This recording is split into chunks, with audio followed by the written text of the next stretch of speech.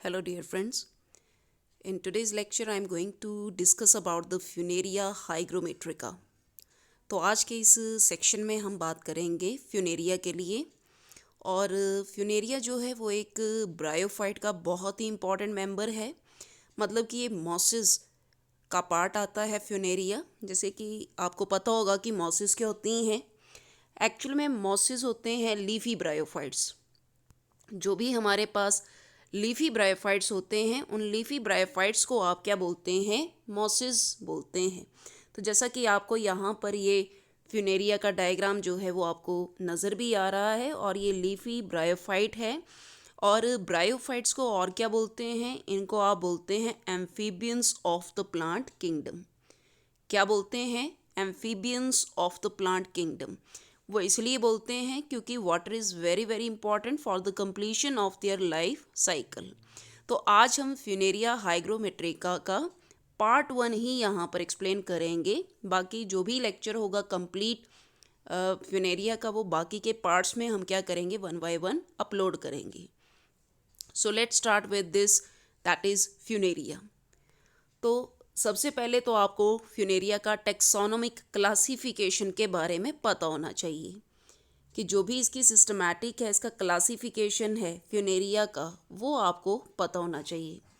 जैसे कि फ्यूनेरिया कौन सी किंगडम में आता है, ये किंगडम प्लांटे का मेंबर है। अगर डिवीज़न की बात करते हैं तो ब्रायोफाइटा इसकी डिवीज़न है। डिवीज़न क्या है इसकी, ब्रायोफाइटा।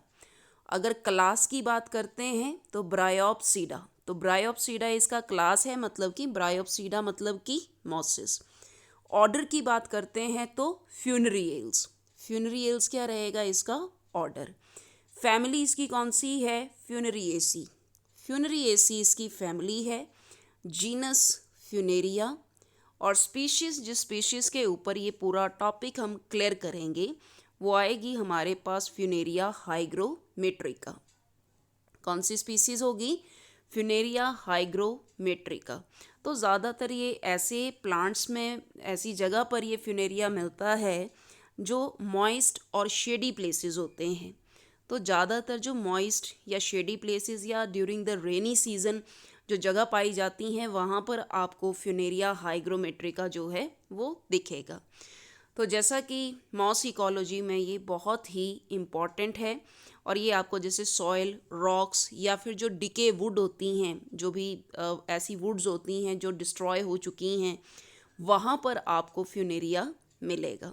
तो इस पूरे स्लाइड में आपने क्या देखा, क्लासिफिकेशन फॉर द फ्यूनेरिया। तो भाई आपको पता होना चाहिए किंगडम प्लांटे का मेंबर है, ब्रायोफाइटा इसका डिवीज़न है, ब्रायोप्सीडा इसकी क्लास है, फ्यूनरियल इसके ऑर्डर है, फ्यूनरेसी इसकी फैमिली है, जीनस इसका फ्यूनेरिया है, और जो स्पीशीज़ हम यहाँ पर पर्टिकुलरली बात करेंगे वो आएगी हमारे पास फ्यूनेरिया हाइग्रोमेट्रिका। इसी तरह से अब फ्यूनेरिया के प्लांट में कौन कौन से पार्ट होते हैं। फ्यूनेरिया के प्लांट में हमारे पास एक गैमेटोफाइट होता है और एक स्पोरोफाइट होता है।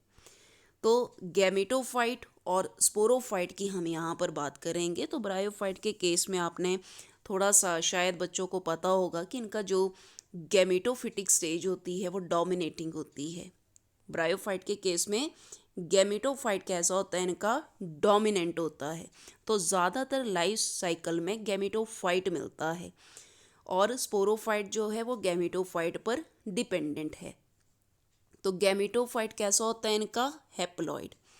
अब गैमेटोफाइट जो है वो गैमेट्स की प्रोडक्शन करता है विदाउट मियोसिस। क्या करेगा, ये सेक्स सेल्स की प्रोडक्शन करेगा विदाउट मियोसिस के। ऑब्वियसली माइटोसिस के थ्रू ही ऐसा चलता है। तो गैमेटोफाइट किस नेचर का होगा, हैप्लॉइड नेचर का होगा। बाकी गैमेटोफाइट जो है वो गैमीट बियरिंग प्लांट है। गैमेटोफाइट क्या है इसका, गैमेट बियरिंग प्लांट। तो आपको ये पॉइंट क्लियर होना चाहिए कि फ्यूनेरिया के केस में गैमेटोफाइट और स्पोरोफाइट होते हैं। तो यहाँ पे गैमेटोफाइट कैसा होगा, गैमीट प्रोडक्शन वाला जो पार्ट होता है उसको गैमेटोफाइट बोलते हैं, और स्पोर प्रोड्यूस करने वाला जो पार्ट होता है उसको स्पोरोफाइट बोलते हैं। तो गैमेटोफाइट कैसा होता है इसका, आपने देखा हैप्लॉइड होता है। तो यहाँ पे सबसे पहले गैमेटोफाइट्स से पहले अगर हम बात करें तो इसमें एक अर्ली जुवेनाइल स्टेज होती है। तो फ्यूनेरिया की जो अर्ली जुवेनाइल स्टेज है उसको आप बोलते हैं प्रोटोनीमल स्टेज। क्या होती है इसमें? प्रोटोनीमल स्टेज होती है। तो आप प्लीज़ ध्यान रखना कि मॉसिस का ये इम्पॉर्टेंट फीचर है कि इनके केस में जुवेनाइल स्टेज है जिसको प्रोटोनीमा बोलते हैं। और दरअसल प्रोटोनीमा जो है वो एक अर्ली स्टेज होती है हैप्लॉइड गैमेटोफाइट की। तो ज़्यादातर जो ये फ्यूनेरिया का प्लांट होता है ये प्रोटोनीमल स्टेज में पाया जाता है। इसकी जो प्रोटोनीमा है वो पार्टली अंडरग्राउंड होती है और कुछ पार्ट जो है प्रोटोनीमा का कैसा होता है? अबव ग्राउंड होता है। तो अगर ये बिलो ग्राउंड है तो इसको बोलते हो आप सबटीरेन, और अगर ये ग्राउंड के ऊपर मिलता है तो आप क्या बोलते हैं? एपीटीरेन बोलते हैं। तो मान लो जैसे हमारे पास ये फ्यूनेरिया है, तो ये आप जो फ्यूनेरिया देख रहे हैं अगर आप ध्यान से देखो तो इसमें क्या होते हैं? राइजोइड्स होते हैं। स्टेम होगा और ये लीव्स नज़र आएंगे और ये स्पोरोफाइट है।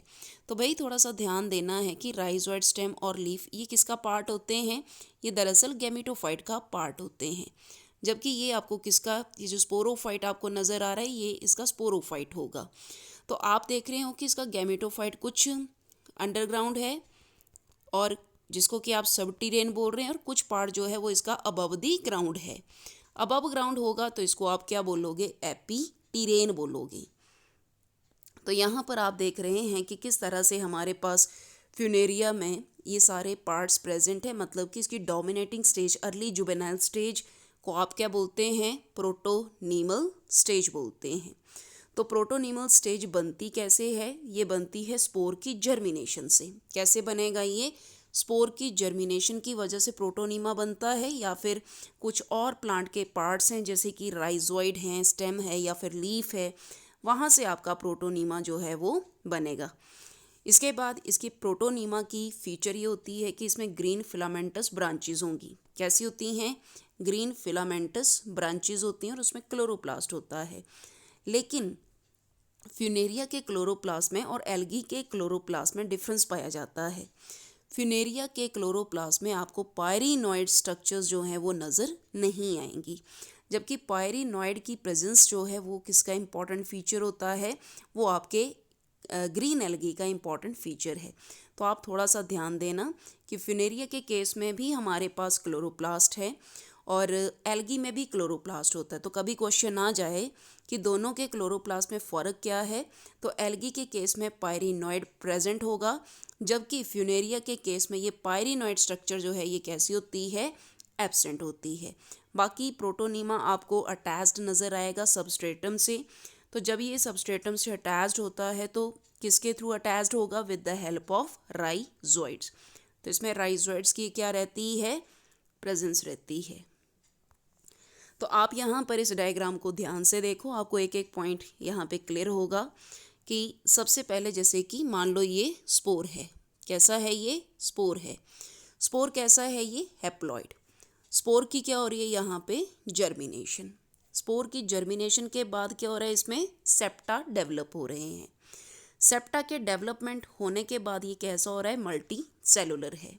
भाई साथ में आपको यहाँ पे क्लोरोप्लास्ट भी क्या आ रहा है? नज़र आ रहा है, और ये ब्रांच्ड स्टेज नज़र आ रही है। ये आपके पास अर्ली प्रोटोनीमा है। ये जो पार्ट आपको नज़र आ रहा है ये कौन सा है? Early protonema. यहाँ पर आपको बाकी प्रोटोनीमा की लेटर स्टेज नज़र आ रही हैं। तो आप देख रहे हैं कि किस तरह से प्रोटोनीमा में आपको ये ब्रांचेस नज़र आ रही हैं। साथ में आपको सबस्ट्रेटम से जुड़े हुए, क्योंकि इसने जब सॉइल से अटैच होना है तो क्या प्रेजेंट होंगे? इसमें राइजोइड्स होंगे।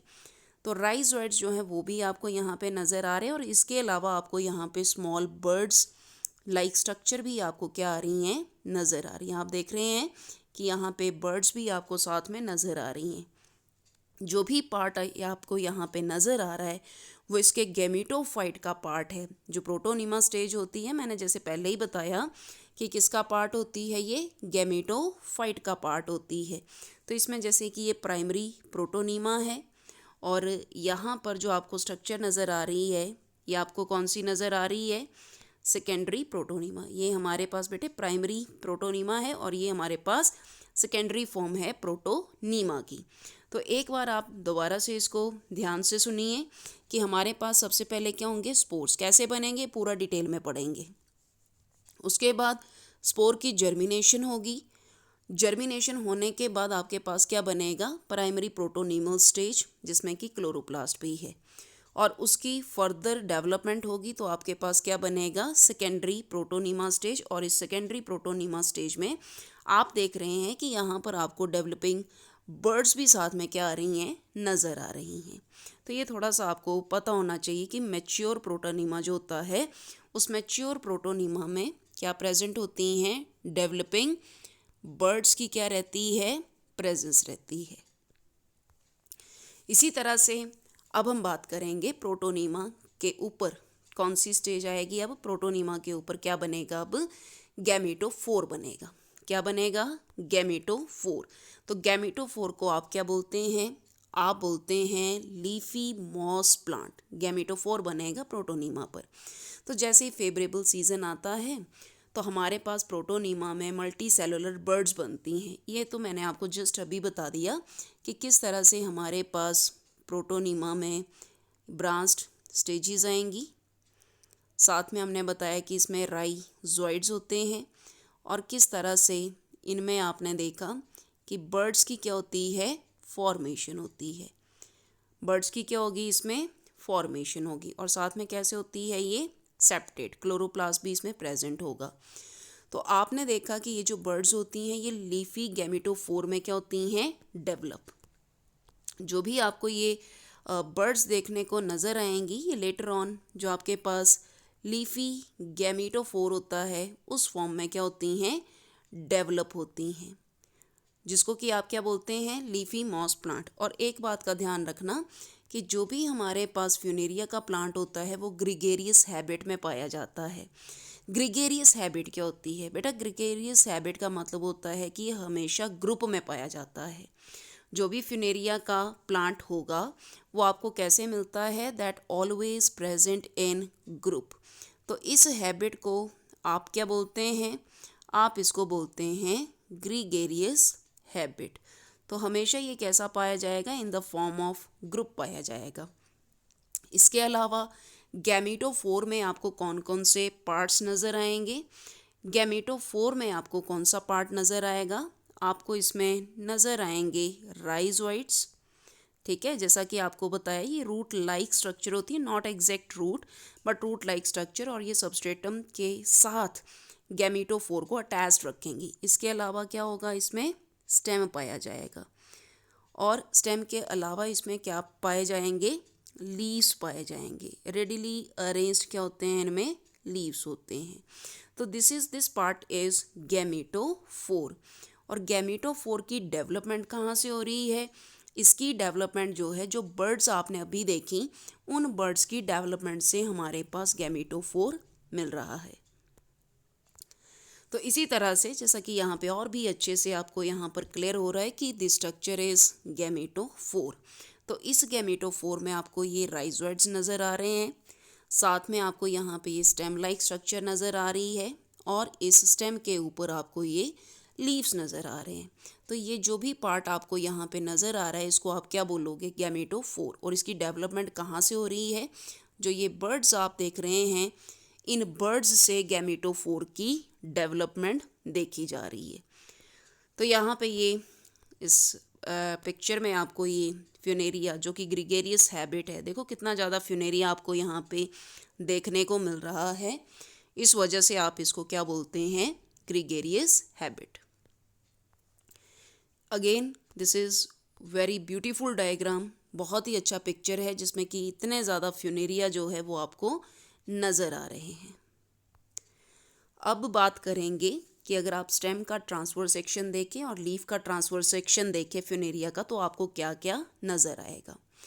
तो जैसा कि अगर आप ट्रांसवर्स सेक्शन स्टेम का देखते हैं तो इसमें कौन कौन से पार्ट नज़र आते हैं, इसमें आपको नज़र आएगा एपिडर्मिस, उसके बाद कॉर्टेक्स, और कॉर्टेक्स के बाद आपको नज़र आएगा मेडुला, और मेडुला के बाद आपको नज़र आएगा हाइड्रॉइड सेल्स। कौन कौन से पार्ट्स नज़र आएंगे, इसमें आपको नज़र आएगा सबसे पहले एपिडर्मिस। तो एपिडर्मिस आउटर मोस्ट लेयर है, सिंगल लेयर का बना होता है, और इसकी सेल रेक्टेंगुलर या फिर क्यूबॉइडल होंगी। कैसी होंगी? रेक्टेंगुलर या फिर क्यूबॉइडल। जो भी आपके एपिडर्मल सेल होते हैं वो थिन वॉल्ड होंगे और स्पेशलाइज्ड होकर जैसे कि राइजॉइड लाइक स्ट्रक्चर जो है वो बन सकती है। तो एपिडर्मिस की जो फॉर्मेशन मतलब एपिडर्मिस से क्या बनते हैं? राइजॉइड्स बनते हैं। उसके बाद नेक्स्ट पोर्शन आता है कॉर्टेक्स का। तो एपिडर्मिस के बिलो जो स्ट्रक्चर होगी, जो पार्ट होगा, उसको आप क्या बोलोगे? कॉर्टेक्स बोलेंगे। कॉर्टेक्स सेवरल लेयर का बना होता है, स्मॉल होता है, कॉम्पैक्ट होगा और पैरेन्काइमा सेल्स का बना होगा। जो भी कॉर्टेक्स की सेल्स हैं वो कैसी होती हैं? लूजली अरेंज्ड होती हैं और वो स्टोरेज करेंगी टिश्यूज़ का, स्टोरेज टिश्यू का काम करती हैं, साथ में वाटर को स्टोर करती हैं, न्यूट्रिएंट को स्टोर करती हैं और इनफैक्ट इसमें क्लोरोप्लास्ट होता है तो ऑटोमेटिकली फोटोसिंथेसिस का काम भी करेंगे। तो कौन कौन से अभी पार्ट बताए? जस्ट आपको बताया आउटर मोस्ट एपिडर्मिस, एपिडर्मिस के बिलो कॉर्टेक्स होगा। कॉर्टेक्स के बिलो जो रीजन है उसको आप बोलते हैं सेंट्रल रीजन या फिर बोलते हैं मेडुला। तो आप थोड़ा ध्यान रखना कि ये जो मेडुला होता है ये थिन वॉल्ड पैरेन्काइमा सेल्स का बना होगा। और इसके अलावा यहाँ पे फंक्शन भी दिया है कि ये स्टोरेज ऑफ वाटर में इंपॉर्टेंट है, न्यूट्रिएंट्स में इंपॉर्टेंट है और साथ में स्ट्रक्चरल सपोर्ट भी क्या करेगा? प्रोवाइड। लेकिन मेडुला का पार्ट फोटोसिंथेसिस नहीं करता है। फोटोसिंथेसिस का काम कौन करेगा? कॉर्टेक्स करेगा। इसके अलावा जाइलम और फ्लोएम तो इनमें प्रॉपर प्रेजेंट नहीं होते हैं। हाँ, जाइलम की जगह इसमें प्रेजेंट होते हैं हाइड्रॉइड सेल्स। क्या मिलेंगे? Hydroid cells. तो एक बार जो पॉइंट्स हमने यहाँ पर क्लियर किए हैं कि आउटर मोस्ट एपिडर्मिस है, फिर कॉर्टेक्स है, मेडुला है और हाइड्रॉइड सेल हैं, इसको आप डायग्रामेटिकली भी यहाँ पर देख सकते हैं। तो बेटा यहाँ पे आपको आउटर मोस्ट लेयर जो है वो एपिडर्मिस की नज़र आ रही है जो कि प्रोटेक्शन करेगी और ये सिंगल लेयर है। इसके अलावा आपको एपिडर्मिस के बिलो जो लेयर नज़र आ रही है उसको आप क्या बोल रहे हैं? कॉर्टेक्स बोल रहे हैं। कॉर्टेक्स के बाद आपको जो रीजन नज़र आ रहा है उसको आप क्या बोलोगे? मेडुला। क्या बोलेंगे? मेडुला बोलेंगे। और ये जो आपको सेंटर में नज़र आ रहा है इसको आप बोल रहे हैं सेंट्रल स्ट्रैंड बोल रहे हैं। क्या बोल रहे हैं? Central strand. मतलब कि यहाँ पे क्या होंगे? हाइड्रॉइड्स होंगे। तो एपिडर्मिस है, इनर कॉर्टेक्स है, देन मेडुला है और सेंटर में क्या है? हाइड्रॉइड है। ये डायग्राम आप फॉलो कर सकते हैं। इसी तरह से यहाँ पर और भी अच्छे से बताया जा रहा है कि आउटर मोस्ट पार्ट आपको एपिडर्मिस नज़र आ रहा है, एपिडर्मिस के बिलो आपको कॉर्टेक्स नज़र आ रहा है। यहाँ पे ये थिक वॉल्ड कॉर्टेक्स है पहले और उसके अंदर जो है वो थिन वॉल्ड है और उसके बाद सेंटर में आपको क्या नज़र आ रहा है? सेंट्रल सिलेंडर, जिसको आप बोल रहे हैं हाइड्रॉइड बोल रहे हैं, जो कि जाइलम की तरह ट्रांसपोर्टेशन का काम करेगा। तो ये है हमारे पास transfer section of young stem और यहाँ पे है transfer section of old stem कि दोनों में क्या डिफरेंस है। इसी तरह से अगर आप फ्यूनेरिया के लीफ की बात करते हैं तो फ्यूनेरिया के लीफ के ट्रांसफर सेक्शन में देखो क्या क्या नज़र आएगा। तो यहाँ पर जो फ्यूनेरिया का लीफ है वो काफ़ी सिंपल होता है, सिंगल लेयर का होता है, लीफ स्मॉल होगा, ओवेट भी होता है और साथ में लेंस की शेप में भी हो सकता है। तो सिंपल लीफ होता है, पहले आपने ये ध्यान में रखना है। दूसरी बात कि इसकी जो सेल्स होती हैं वो ज़्यादातर रेक्टेंगुलर होती हैं, एलोंगेटेड होंगी या फिर पैरेन्काइमा की बनी होती हैं और साथ में क्लोरोप्लास्ट भी होता है और ये फैसिलिटेट करता है फोटोसिंथेसिस को। इसके बाद इसमें प्रेजेंट होती है मिडरिप। क्या प्रेजेंट होती है? मिडरिप, जिसको कि आप बोलते हैं सेंट्रल स्ट्रैंड, जिसमें कि इलोंगेटेड सेल्स आपको नज़र आएंगी। तो जो भी आपके पास वैस्कुलर बंडल है वो आपको मिडरिप के अकॉर्डिंग नज़र आएगा, लेकिन ये बहुत ज़्यादा डोमिनेंट वैस्कुलर बंडल लीफ में प्रेजेंट नहीं होते हैं। वाटर की कंडक्शन के लिए अगेन इसमें क्या होंगी? हाइड्रॉइड सेल होती हैं। क्यूटिकल लीफ में देखने को मिलता है, लेकिन फ्यूनेरिया के केस में जो क्यूटिकल है वो थिन वॉल्ड होगा। कैसा होगा? थिन वॉल्ड होगा, क्योंकि फ्यूनेरिया पहले से ही शेडी एरिया में मिलता है।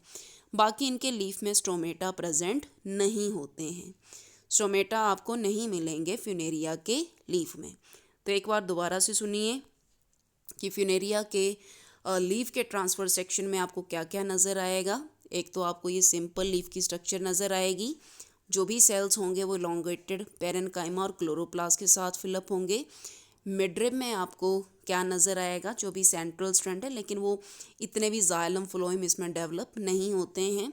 वाटर की कंडक्शन के लिए हाइड्रॉइड सेल होंगे, क्यूटिकल इसमें थिन वॉल्ड होगा और स्टोमेटा आपको इसमें नज़र नहीं आते हैं। तो यहाँ पर देखो ये आपको नज़र आ रहा है ट्रांसवर्स सेक्शन ऑफ लीफ, जिसमें कि आप देख रहे हैं कि किस तरह से ये विंग्स आपको नज़र आ रहे हैं, ये मिडरिब नज़र आ रही है, साथ में आपको जो सेंट्रल स्ट्रैंड है वो साथ में क्या आ रहा है, नज़र आ रहा है। तो बहुत ही सिंपल सा डायग्राम है फ्यूनेरिया के लीफ का, और साथ में आपको ये यहाँ पर क्लोरोप्लास्ट की प्रेजेंस भी साथ में नज़र आ रही है। तो अभी तक हमने जो भी पार्ट 1 किया उसमें सिर्फ आपको ये बताया गया है कि फ्यूनेरिया का गैमेटोफाइट कैसा होता है। मैंने अभी इसके स्पोरोफाइट के ऊपर बात नहीं की है, सिर्फ और सिर्फ जो गैमेटोफाइट का पार्ट है, मतलब कि हेप्लॉइड पार्ट उस या डोमिनेटिंग फेज, उसके बारे में आपको यहाँ पर बताया गया है। तो अगर आपको लेक्चर अच्छा लगा हो, आप कोई भी क्वायरी हो, आप कमेंट सेक्शन में ले सकते हैं। बाकी इसका PDF जो है वो आपको डिस्क्रिप्शन बॉक्स में मिल जाएगा। So this is very very important. तो नेक्स्ट हम इसके पार्ट 2 के साथ शुरू करेंगे, जिसमें हम इसकी सेक्शुअल रिप्रोडक्शन वगैरह के बारे में पढ़ेंगे। So thank you so much for watching this lecture. Thanks a lot.